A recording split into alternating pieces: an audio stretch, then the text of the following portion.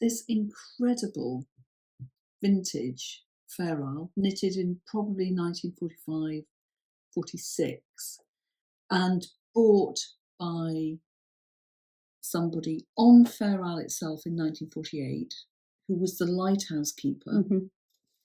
Mm-hmm. This beautiful piece is on loan to us from Angie Hancock, whose granny was an enormous Gansey knitter, and we've spoken about her. And as soon as we saw this, we had one of those moments. Definitely. A gasp. I felt quite tearful because it is amazing. So we wanted to talk about it and just show off what something authentic from Fair Isle in the 40s, what it was like. 80 years old. Yeah. 80 years old now, and has been well worn and well loved.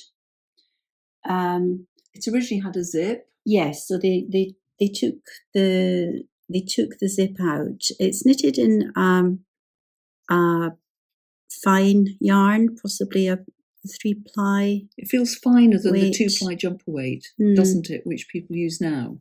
It actually feels. We could maybe take a tension sometime. We haven't done that yet, because the reason we haven't looked at things like tension yet is because we've been so busy looking at the patterns and the colours. And the construction. And the construction. Oh my gosh. What do you want to talk about first then? Ooh. So, you'll notice this has got set-in sleeves. So we're talking construction first then. Construction. So it's knitted in the round up to here. And doesn't that look almost like a gusset? This is what had me oohing. Yeah, we had a moment.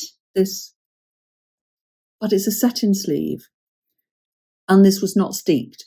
So this knitter was knitting backwards and forwards for the front and the back and yoke. The back. And this isn't steeped, where they put in this has not been cut. This has actually been knitted backwards and forwards.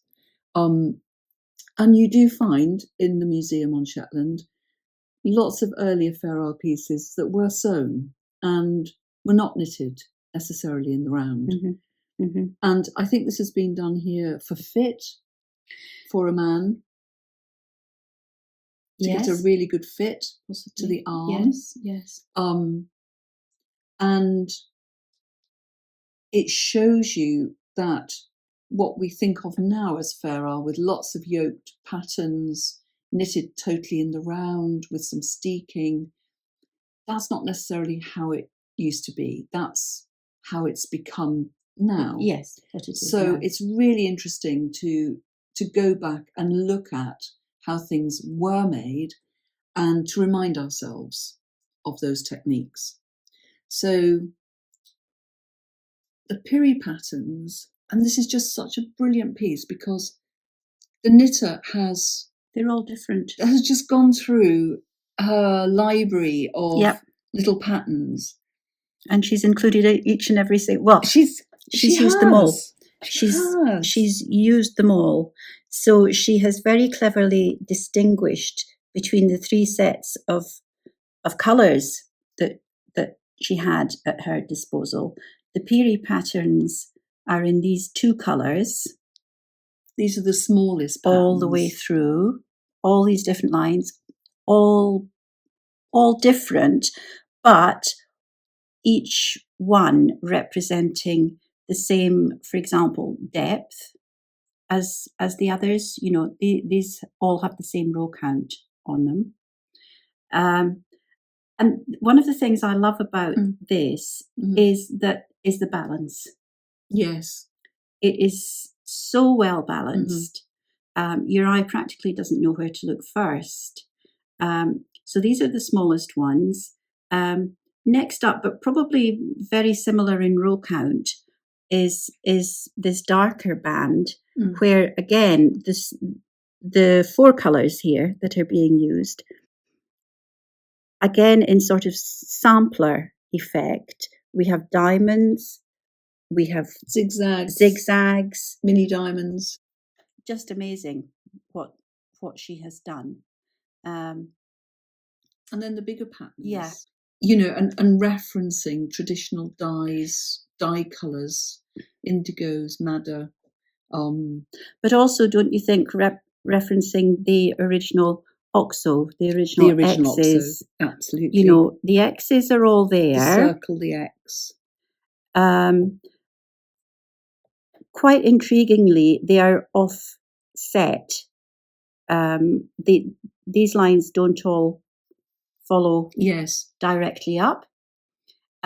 So this knitter was playing to her own rules. Which I think is wonderful. She absolutely wonderful. Playing to her own rules, but also having fun and using as many.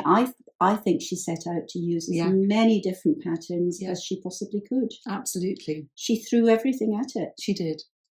And Angie, when she was a young woman, she wore this, and did some little changes. She took out the zip, but she also put a little star on the cuff. I think she wore it when she was quite young. Was she a teenager? Yes, in the 70s, I think.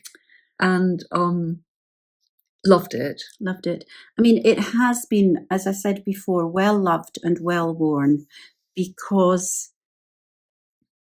you can see that I'm someone who has a husband who wears through his elbows of his hand knits, which irritates me greatly, but well loved and well worn. Yeah, absolutely. And, you know, kind of, I'm wearing the Lyra, which is I designed originally in 1984 as a vest that I could cycle in.